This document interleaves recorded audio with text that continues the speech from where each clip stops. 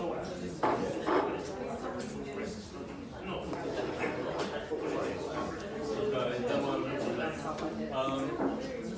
so I'm glad to see you. I think let's settle down for the second panel. Guys are ready.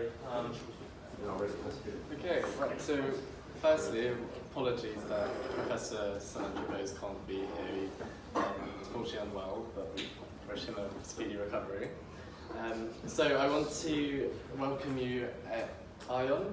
He is our speaker today. He heads the Institutional Equities Division at IIFL, which is an India-focused financial services house in the UK and Europe.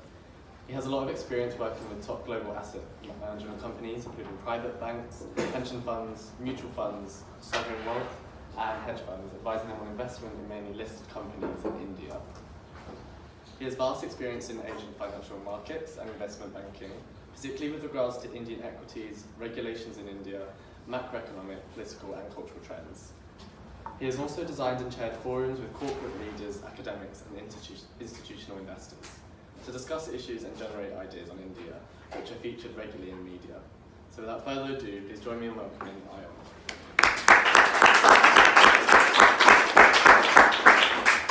Thank you. Good evening, everyone. So I presume every one of you know that there's an Indian elections coming up, and some cliched things I will tell you in the beginning. I'll tell you a bit about what the Indian elections are and why it's such a behemoth. And then I will also tell you a bit more on what was the campaigning strategies of the main political parties about 2 or 3 months back, and then a major event happened about a month or so back, and how that changed the campaigning strategies, and more importantly, how that has affected the sentiment of the financial markets, how that has affected the foreign capital that is flowing into the country, and whether going forward that poses as a geopolitical risk, and how foreign investors actually look at such events or Indian elections as risks into their models when they make a decision on investing or allocating large amount of money into India. So I'll just speak about 10-15 minutes briefly on these points, and then I'll open it for question and answers. And as Sean mentioned about my expertise in working with financial organizations, if you would need if you would want, you can ask me questions on even on any other financial topics also. But not only pertaining to Indian elections, but on other topics also, that I'm happy to address that also. So anyway, just to kick off on the Indian elections will be happening next month. It's a process that would take about 5 weeks to complete. So it will start on the 11th of April, and it will go on to the 19th of May, with the results coming out on the 23rd of May. Now, this is going to be the largest democratic process in the history of mankind till now. So there will be 900 million registered voters, which is, 900 million is close to a billion people will be actually voting, out of which there will be about 125 million new voters. So 125 million new voters is almost the combined population of UK and Germany, just to put it into context. Now, there will be about 10,000 candidates across 543 constituencies, representing 500 political parties. So yeah, you can understand that it is really a colossal activity. But let us not concentrate on the 500 political parties now. Quite honestly, I don't think anyone knows even the names of the 500 political parties. But there are now in India 2 major political parties.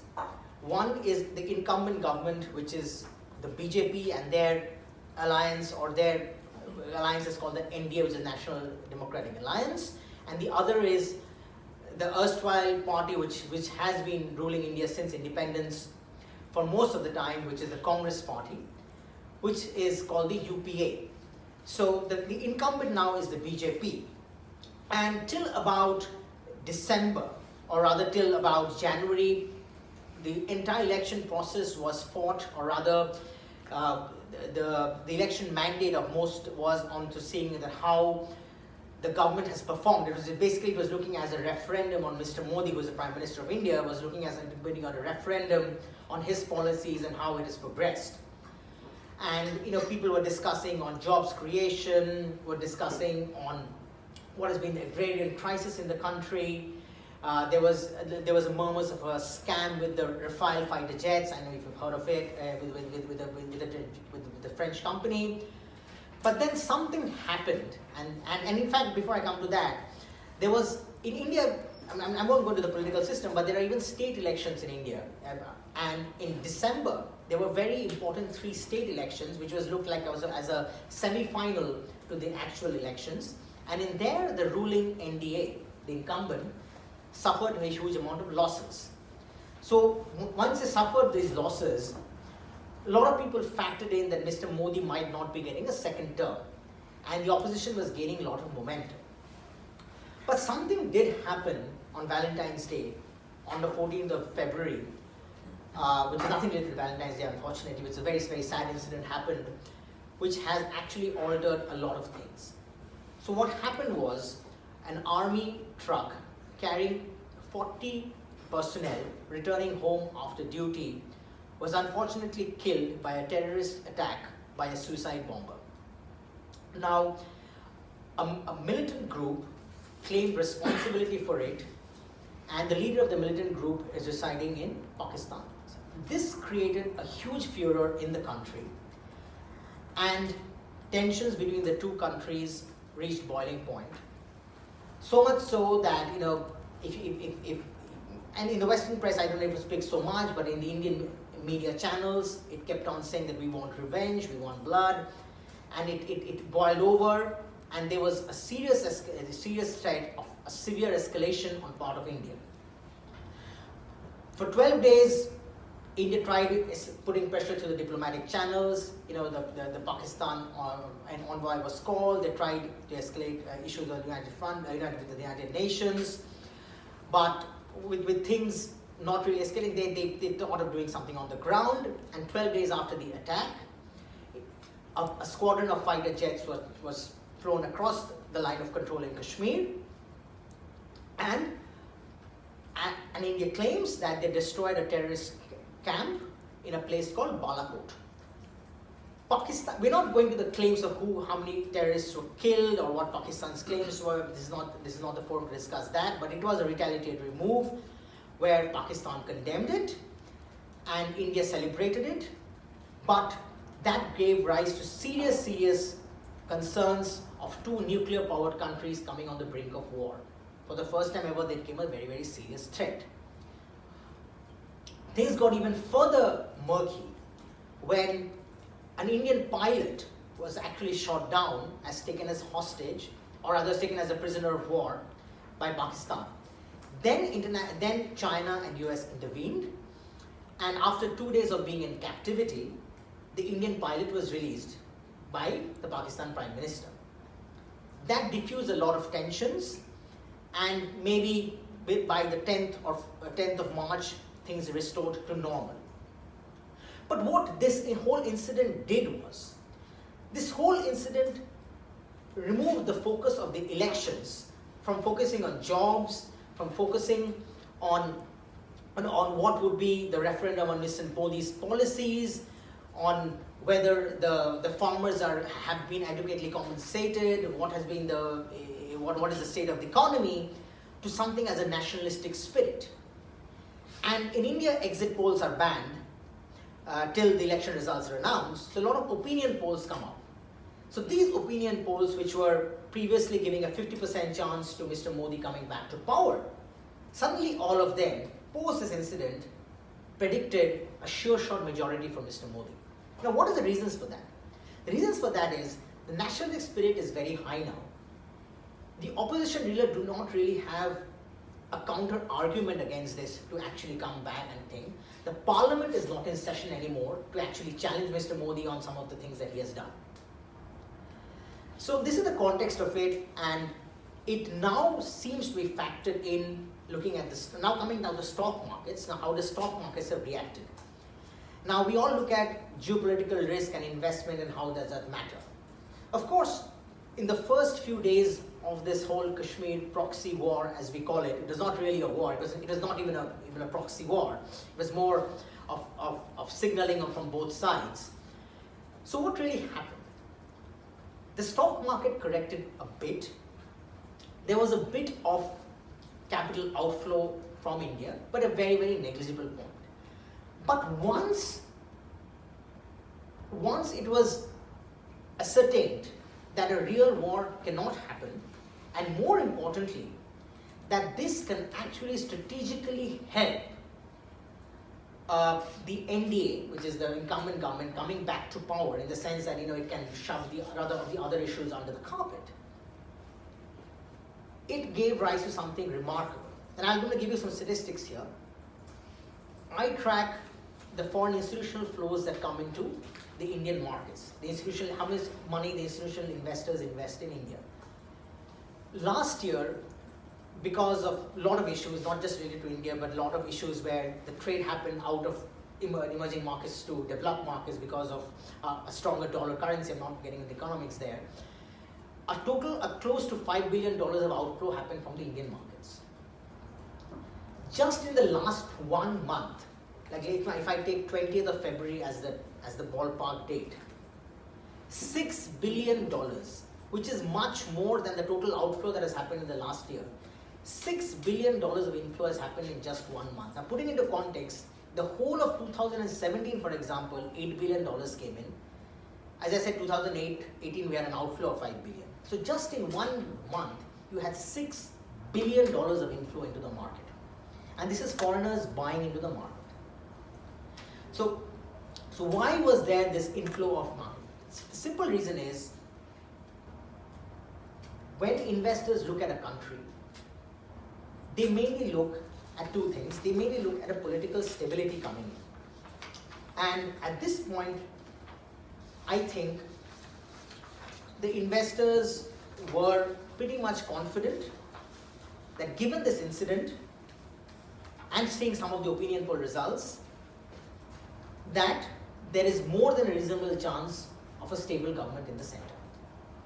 So this is quite remarkable to see this amount of capital inflow that we have actually never seen. We have always seen a rally going into the elections, but a rally coupled with so much capital inflow is something really very, very rare. Okay. The other thing that the BJP did, which is again very remarkable here, is in the campaigning strategy. I'm coming to the campaigning strategy. What did actually the BJP do post this thing? Is the Prime Minister changed his slogan, calling himself the Chaukidar. Now, Chaukidar in Hindi basically means a watchman. So he started calling himself, in fact, if you go on Twitter, he has changed his name to Chaukidar Narendra Modi. And all the cabinet ministers actually done the same. And he basically is saying that I'm not your prime minister, but I'm the watchman. Chaukidar means watchman. I'm your watchman of the country. So that has become now the mandate, that nothing else matters. The security of the country is what actually matters, and I'm giving you that security. I am here for India and her protection. And there's another thing which is very, very, which very tacitly the BJP has done in its ad campaign. Earlier, their slogan was, I'll first say it in Hindi and then I will translate it in English for you. Earlier, the slogan was, Sabka Saath, Sabka Vikas, which essentially means, with everyone, for everyone's prosperity. Now, obviously, in a country of 1.2 billion, not everyone is prosperous. So now they have changed it to a more conceding and probably to more focus on the entrepreneur and the investment community. And this they've done it they've done it just in the last 3 months, to something like Saaf Niyat Sahi Vikas, which basically means clear intentions or conscience and meaningful development.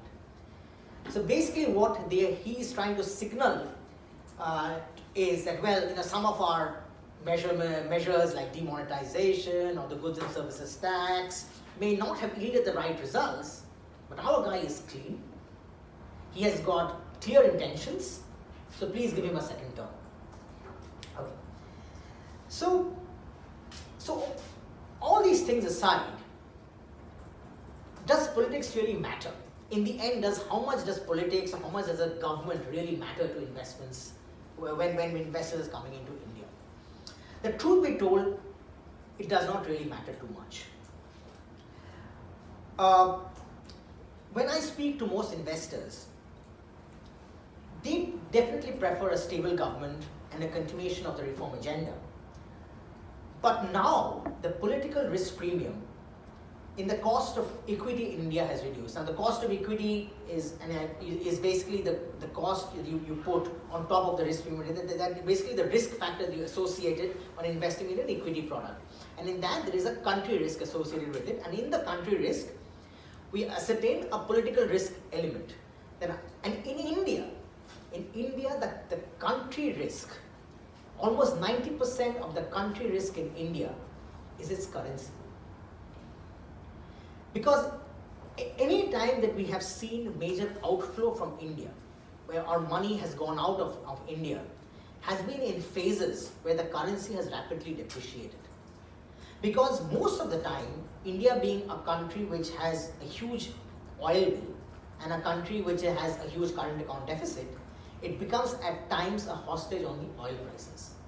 So when the price of crude was above $100 a barrel, or even $80 a barrel, the rupee was on a free fall. And at those times, you have seen most of the times the foreign money, both on an FDI point of view and an FII point of view, having an exodus from the country.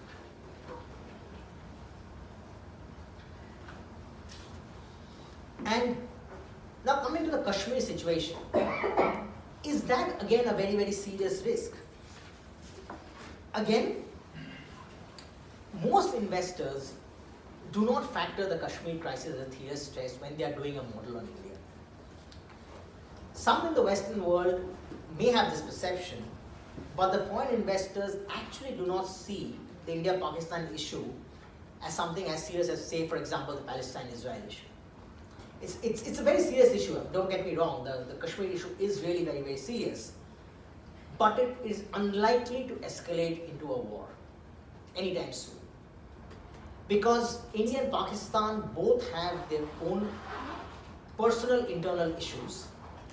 There will be noise always made on Kashmir whenever things will happen, but given that we live in such a coupled world now, India and China will not US and China will not let this issue to escalate into a nuclear war. I'll give you just an example. When India attacked the Balakot camps, why did they send in a squadron of fighter jets when they had the latest missile technology to pinpoint and do that? They did not do it for only one reason. Because if they had sent in a missile, that could have been misinterpreted as a nuclear warhead coming in, and no one wants a Dr. Strangelove scenario here. Anyway, so essentially, what would the markets actually be looking at? So beyond all this, what would the markets actually be looking at? So once the elections is out of the way, the focus would switch back to macro concerns in India and the earnings momentum for the companies. That's what the basis of investments are. I mentioned about the oil volatility. Then comes back, I said we don't live in a decoupled world and India cannot look in a silo. So you come back to the trade wars, you come back to the positioning of the US Fed and stuff like that in India investment. So all those things are also looked when investing in India. The other thing that really dissuades, or rather is one pain point in India, has been the corruption and the scandals that comes up overperforming. So one of the big pain points over the last 10 years or so in India has been a massive build-up in non-performing assets in the banking system. So this is something that is very, very serious. It's probably India's biggest concern right now, apart from the political issues. There's a huge build-up of a banking crisis. Like the public sector banks, and because of a lot of scandals, have almost 25% of the assets as non-performing, which is pretty massive. So these are some of the things that need to be cleaned up, in there. And but India has, some of the reforms that has come is very encouraging. You have a new bankruptcy code that has come in,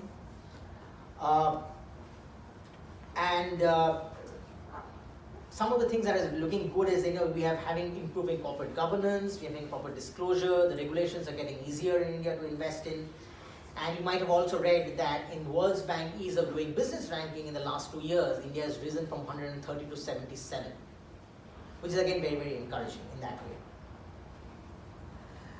Anyway, so just to open it for question and answer, so I'll just conclude by saying this. So what is happening is that investors who are coming into India are now building, mostly after the incident in Kashmir, or rather the proxy war, are building in a stable government. And that's why we have such a surge in foreign flows. The political risk premium in India is very, very low. And the Indian story is always driven by demographic dividends and cash flows from robust companies. The Kashmir problem, the overall geopolitical Kashmir problem, is not really factored in or modeled in by investors when they make a decision-making process. And I just end with one quote that most domestic investors use in India. It says that India does not grow because of its politicians. India grows in spite of its politicians. Yeah, so I'll open it for question and answers now.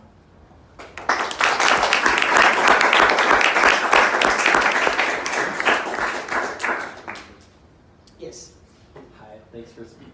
Can you talk about the effect that the 2016 India banknote demonetization strategy, where the government didn't allow 500 rupee notes as well as 1,000 rupee notes? Like, what effect did that have on the country risk premium, and what do you think would have to happen in Kashmir in the next week in order for a similar level of effect to occur? Okay. To that level? So what happened was, so let me address first the demonetization issue. Yes. The demonetization issue, when people factored in, they knew it was a temporary shock to the system. So they knew that it's going to happen, maybe from an earnings point of view, it will have a 2 or 3 impact on earnings of companies. So when people invest in India, or rather when people invest in India, they don't invest on a short-term horizon. They invest on a long-term horizon. So you have to look at whether it's a one-off. So maybe for 1 or 2 quarters, people said, okay, there's going to be a shock in the system. So companies will not grow for 1 or 2 years, or you will not have consumer growth. You will have an impact of that. But actually, that was not really seen. So the impact was only for 1 quarter. So initially, people thought that the GDP will degrow, which never actually happened. There was a lot of stress in the system, like a lot of people, in the sense, faced a lot of issues with it. There was huge productivity loss. If you measure the productivity of the country loss, there was a huge amount of that loss. But there was a major effect in the equity markets because of that. So before the demonetization, a lot of savings was done in physical assets. So people used to invest in physical assets like gold or real estate. But demonetization was looked by many as a way to stop the black economy in the country. And if you take a statistics of the amount of money that has flowed into the domestic equity markets from the point of mutual funds, or the domestic mutual funds, or the retail participation into the stock market, that has ballooned, just ballooned. So people are not investing in the same degree in the property or gold anymore, as much the investment has happened in the domestic markets. So that has had the desired effect there. And it's difficult to quantify that and as I said, the risk premium of the country did not really increase over a long time period, because that was only a one or 2 quarter impact. And there's not really a like-to-like comparison, because that was an economic event, and in Kashmir it's majorly a political event. So if anything happens in Kashmir up to that degree, it will have to be something in the sense that it will have to be a long-term impact. Means it will be catastrophic. Like for example, I can only think of positive things happening in Kashmir. For example, like for example, Kashmir has not had a democratically elected state government for many years now.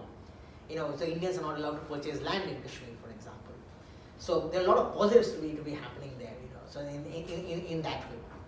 So I don't think so there can be a like-to-like comparison with demonetization with an event in Kashmir. Thank you. Yes, please. I was wondering if you could talk more about the non-performing loan situation in India. So two things. One, what are you telling your investors? And secondly, do you have a timeline for that? Do you think it will have a major impact on the Indian economy? And what do you think is being done about it? Really? Yeah, so this issue has been dragging on for the last 5 years now. And it has had a huge impact. So the credit growth has reduced in the country. And the private sector banks, which are the government-owned banks, have not been able to lend out because of these non-performing loans, and they really don't know how to recover them. And you've also heard a lot of the fanfare with two nationals or two individuals in UK, Mr. Vijay Mallya and Nirav Modi, and you've all read about them. So what they're trying to do is they're trying to bring them back, but I think it's more posturing than actually getting them back. I don't think so. I think the entire dues owed to them will be taken up by the lawyers representing them. But all those things apart, I think what has happened is, which was not there, a new bankruptcy code has come out in India. We really didn't have something like a Chapter 11, for example, in the US. Earlier we didn't have that. So that has come up. So a lot of measures has come up to remove that. A lot of provisioning norms has changed. And now we are over the hump, I would say, in the NPA recognition, and in a much better position there. And that is what also has happened is, because of the private sector or other government banks not being able to lend out, the private banks and the non-banking financial companies that we call it have gained disproportionate market share. So you've had another system of banks there which have gained market share from these public players. So what are the public banks going to do then if they've got a whole bunch of non-performing loans on their books and they've got a bailout? Or? They have received certain amount of bailout. The bankruptcy code is helping them. Like for example, the bankruptcy code is helping now them to get out. Like for example, now the bankruptcy code is saying that the promoters have to take complete accountability. Like their assets will be seized. If they don't pay up, they'll be going to jail. Stuff like that. So some amount of recovery will be done. Some consolidations will be happening in these banks, and yes, means and definitely a bailout, write-offs will need to be done. But as I said, the worst of the NPA crisis is over, and one of the impacts of the NPA crisis has been that infrastructure has not happened because the loan growth has not happened because of this. Because people have not really been able to do proper underwriting and stuff. A lot of infrastructural development has stopped because of that. But we are behind that, and the worst of the NPA crisis is behind that. That's what I'm saying. Yeah. When kind of generally investing in emerging markets, how do you kind of like price in or analyze inequality trends? What do you mean inequality trends here? Sorry. So I thought it was something that could well apply to India, in that, from my understanding, inequality continues to exist on a large scale. How does that affect how you look at different sectors when investing? Okay, so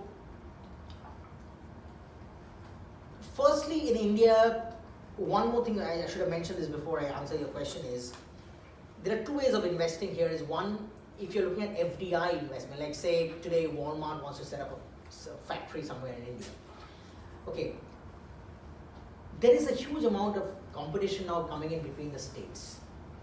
So they would, and culturally, India is a very different country, is a breakup of many countries.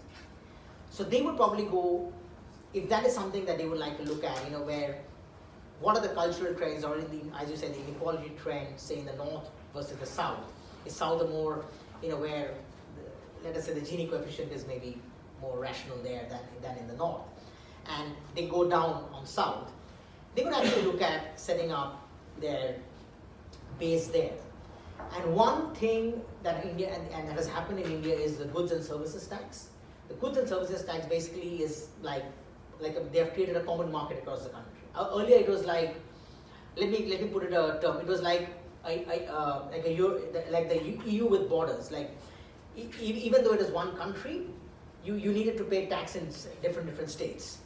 But now with the goods and services tax, they have tried to make a uniform tax code across the country.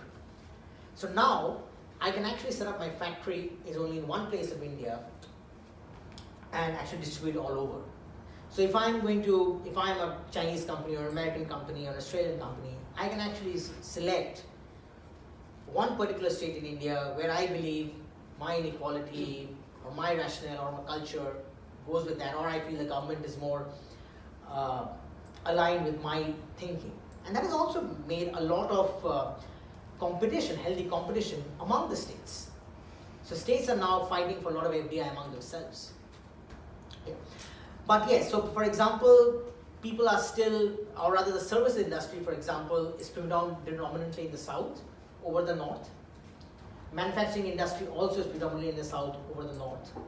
But then again, there are some industries which, the financial industry again is more in the west than in the north or the south. So there are like this, because of those things, people, for IKEA, for example, they set up their first store in Hyderabad, for example. I don't know if that has completely addressed your question, but yeah. Yeah. Considering sort of the tendency for, well, at least in the past, and especially at local elections, sort of ethnic voting to be quite an issue, do you see the recent conflict having like spillover impacts on the upcoming elections? Do you think there's likely to see any kind of ethnic tension and conflict? There was a chance of that. In fact, that started happening. Unfortunately, ethnic violence is something that India has to grapple with every now and then. And every political party, unfortunately, uses it to their advantage. This is a sad truth of India. There is no hiding it. Every political party does it.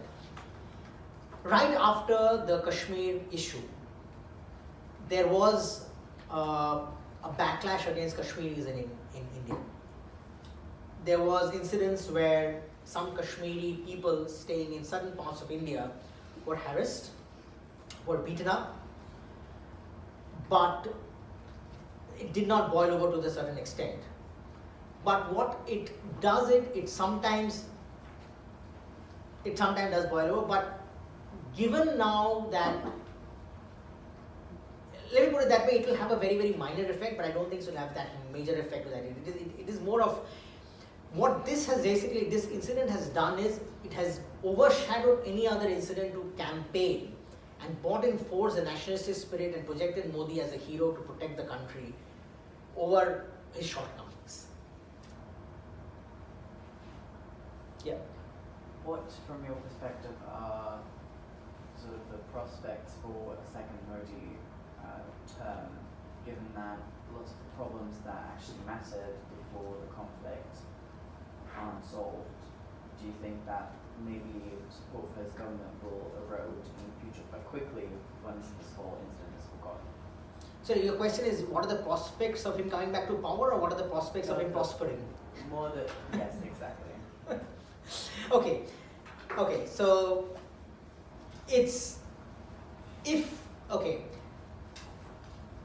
let me tell you this thing, first let me explain why does the market want Mr. Modi back.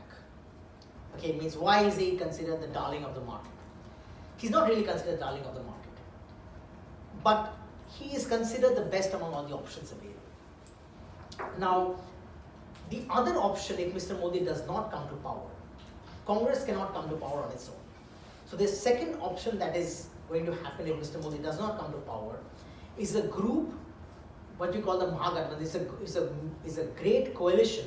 That is a great literal translation of Mahagathbandhan. It's a great coalition of a lot of regional parties who would come with the support of the Congress, external support of Congress, to form a government just to keep the BJP out. Now, if you have a coalition of 20 or 30 odd regional parties who do not have any ideological base, which have completely vested interests for their own states or their own religion or their own castes, and a very, very fractured mandate, you will not have any policy making. Whether it's good or bad, you will not have any policy making. You will have a logjam of decisions. Corruption will be running rampantly high, and ultimately the government will fail. This is the worst case scenario for any investor looking at investing into a country. So apart from that, what they're looking at is they're looking at a stable government with a continuation of certain agendas that Mr. Modi has started. Maybe the bankruptcy code, maybe the NPA problem getting solved, implementation of the GST in a better way, opening up foreign direct investment in many other sectors like retail, insurance, aviation, e-commerce, all these things. And the other thing that a lot of people see is that when Mr. Modi came to power, he didn't look at it as a 5-year term. He probably looked himself as a 15-year term. And he thought of consolidating his base in the first 5 years. So he might have, rightly, wrongly, let's not debate on that. He focused on a few things like Swachh Bharat, which means clean India. He tried to build toilets. He tried to do something for women empowerment. And he wanted to, out of the first 2 years, what he did was he tried to improve his own image in the international community. He traveled to about 50 or 70, 50, 60 odd countries. Whether he did right or wrong, let's not debate it. And the other thing that they also pull examples of the investors is when he was the chief minister of Gujarat, the state that he was the chief minister of, the first term he really did not do much. The reason that he was pivoted onto the national scene was because of what he did in the second term as the chief minister of Gujarat. When he had his popularity, his base built, he was able to push ahead with his infrastructural surge, and he made Gujarat as the model state of India. So that is what he can do. And I think the investment community believes that if he can come with a majority, he should be able to push across some of these measures. But as I tell you that India is too large a country for one man to make this much of a difference. And it's more of solving a lot of issues than implementing reforms. The country will grow. If you have a really poor government, the country will grow at 5-6% GDP. If you have a very good government, it will grow at 8-9% GDP. Yeah. I have two slightly unrelated questions. Sure. One about the independence of the Central Bank of India. So I think the Reserve Bank, you mean, yeah. The Reserve Bank. So obviously the last leader, didn't he have a bit of tension? Yeah. What did the markets think about that? And then the second question is more about your role in your job. Have you seen a growth in impact investing? Because I think there was a study by the World Bank, and apparently it's increased like 5 times in the last 5 years. So is that affecting your what you're investing in and things like that? Okay, the first thing on the independence of the central bank, that's something which is highly debated all across the world.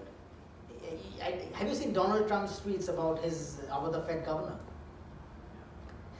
So politicians hate the central bank, but for any democracy or any economy, the central bank has to be independent. That is the biggest checks and balances to the financial stability of a country. Now, when Mr. Raghuram Rajan was the central bank governor under the previous government and also in the initial part of this government, he was a very, very decorated economist. He was, people loved him. The foreign investors loved him. Of course, he had some disagreements with Mr. Modi, or he had personal reasons. No one knows the actual reasons. He left. So when this particular gentleman came in, Mr. Urjit Patel, there was this concern that he might be a rubber stamp, as they call it. But he was not. He had his own thing. He implemented the bankruptcy code. The government kept saying that the real interest rates are very, very high in our country.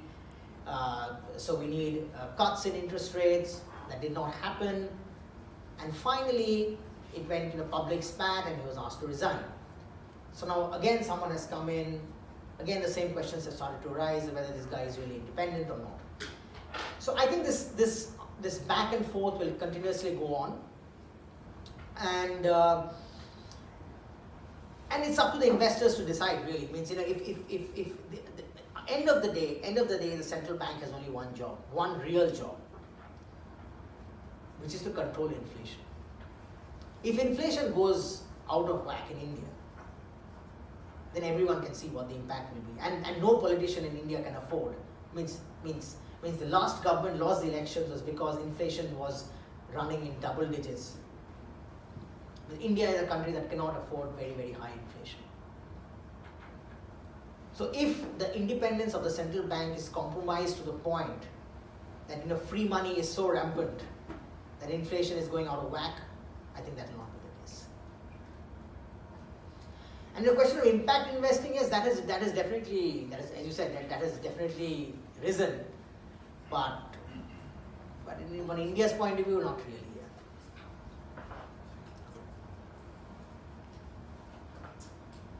Yeah.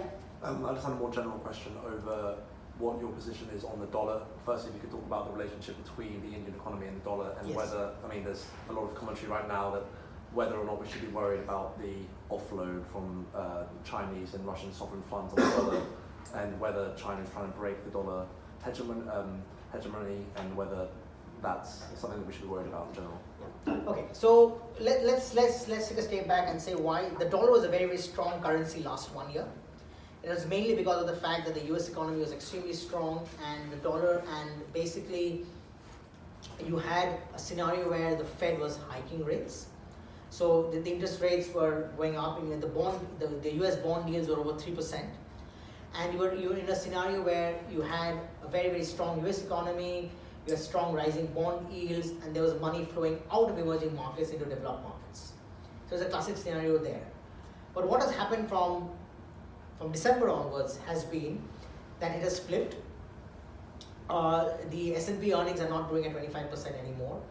The US bond yields has cooled down to 2.7% now.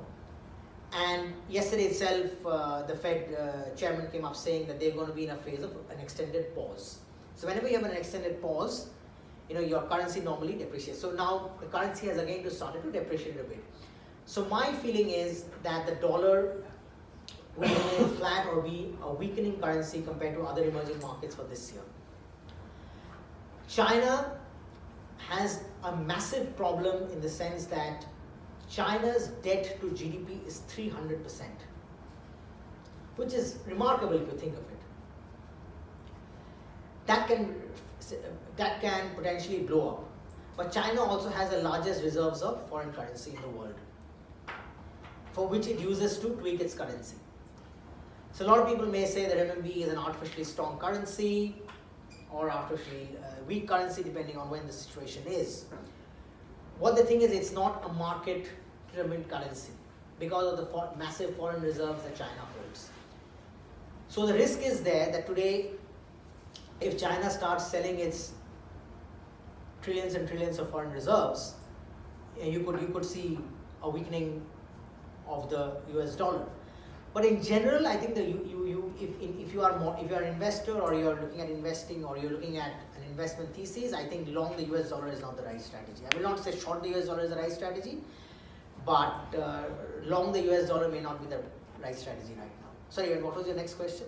I was going to say, because you're talking about the debt to GDP ratio of 300% in China, but they say that it could be as high as 400%. Yeah, because there's a shadow banking, there's a huge shadow banking economy in China. But in the States as well, with the intergovernmental lending, that's off the balance sheet. Once that's taken into account, it's roughly the same or even higher. But US always has been a country like that. Yeah. Yeah, because I like the debt to GDP ratio that's being seen now is only seen prior to the Great Depression, I think. So means the thing is that if these levels are unsustainable or they keep growing, you could. But I think the China issue is more worse than in US.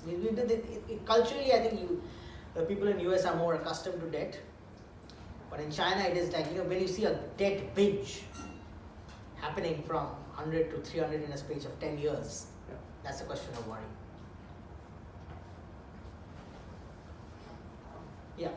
So I think a decent question to close with is, what's your prediction for the Indian election? And in your kind of day-to-day role, do you typically take a stance on big political issues like this, or do you kind of like present both potential scenarios? Yes. So, well, to be honest, India has the Westminster system of first past the post system of elections, and because you have so many political parties, like 500 parties won't contest in every seat, but you have 10 to 15 people minimum on a ballot ticket.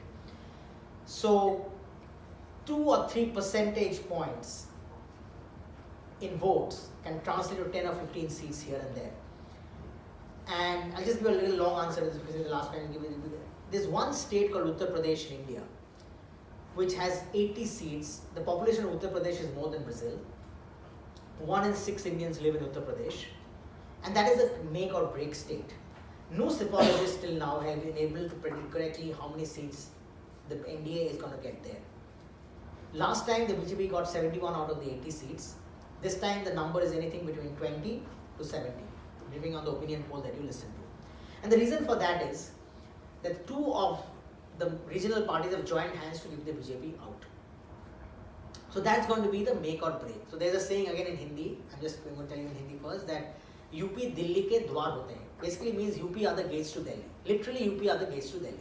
So whoever wins UP will have the gates, will have the key to enter Delhi, which is the capital of India.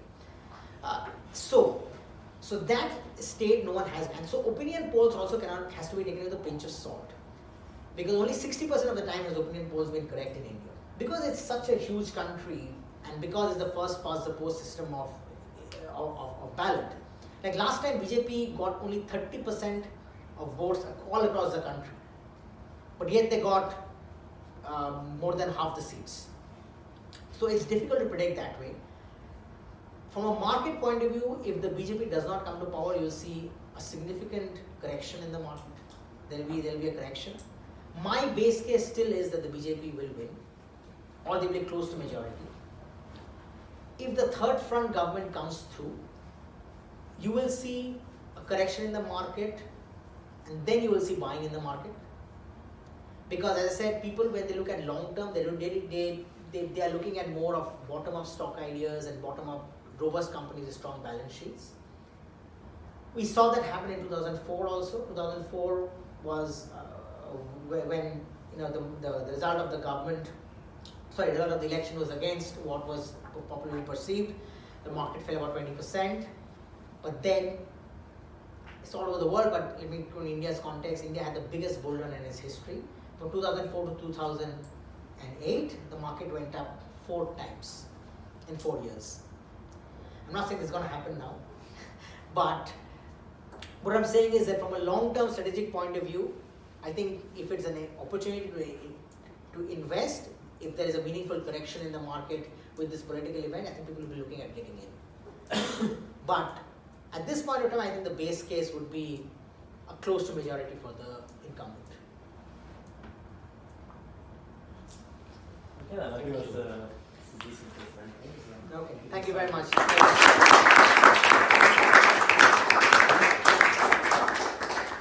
So we've got the talk with our alumni coming up. If you guys want to take a couple minutes just to get some water and all that.